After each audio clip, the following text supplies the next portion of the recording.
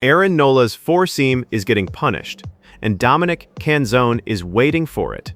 Opponents own a .706 slugging mark against the four-seam, while Nola's most used K-curve has been far more effective. That gap tells Seattle exactly what to hunt. But Nola can bury the K-curve and refuse to feed the part of his arsenal that Seattle matches best. That is the tension before the setting even matters. The Philadelphia Phillies visit the Seattle Mariners at T-Mobile Park, with Nola opposite George Kirby. The market sees a near coin flip with an 8.0 total. The price says balance, but the pitch matchups are not equally simple. Kirby throws his four-seam more than any other pitch, bringing premium velocity and attacking above the zone. Left-handed hitters have done more damage against him. The difference between his splits is not enormous, but Philadelphia can stack several left-handed looks near the top of its projected order. That forces Kirby to execute the elevated pitch repeatedly against hitters built to handle it. Bryce Harper is the center of that problem. He has slugged .654 against the four-seam this season and has crushed right-handed pitching overall. He can also damage the sweeper, so Kirby cannot solve the at-bat merely by changing shape below the zone. Harper covers multiple parts of Kirby's plan.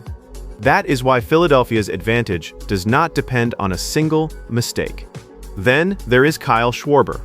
He has slugged .602 against fastballs 95 miles an hour and up, which makes Kirby's velocity dangerous when the location drops.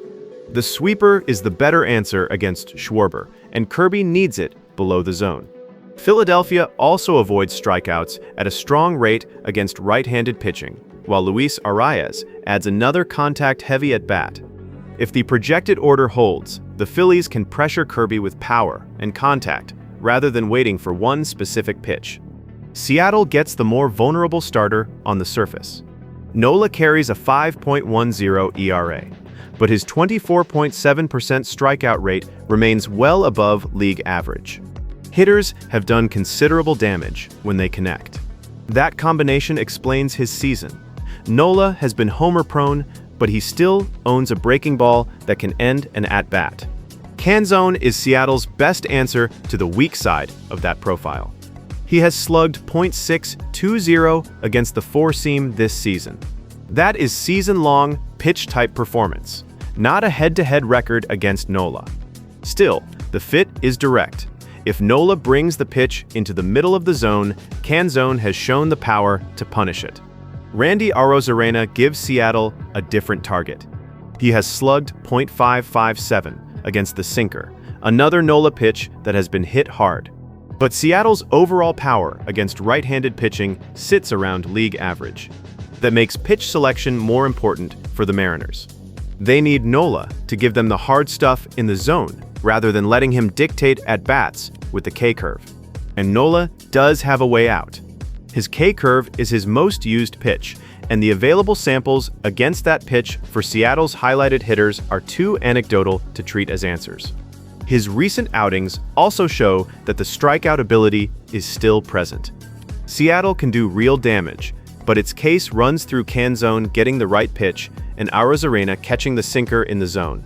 The roof is open, and a wind of about 9 miles an hour is blowing towards center.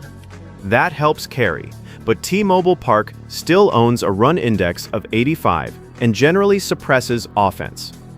Both bullpens have moderate availability, although Seattle's group has carried the heavier recent workload. The conditions add some home run help without turning this into a hitter's park. Philadelphia is better set up to score because Harper covers Kirby's main offerings while Schwarber can punish velocity. Seattle needs Nola's vulnerable four-seam in hittable locations, so 8.0 looks reasonable. So if you're turning that read into a card, Bryce Harper over 1.5 total bases for the multi-pitch damage. Dominic Canzone over 1.5 total bases for his featured pitch matchup, and Aaron Nola over 5.5 strikeouts because the K-curve still gives him an escape pitch. Different props, one story. Philadelphia has more ways to create contact, while Seattle needs Nola's vulnerable pitches in hittable locations. For a deeper look at this matchup, or any other game on the slate, You can explore the data and build your own parlays at ParlayBuilder.ai.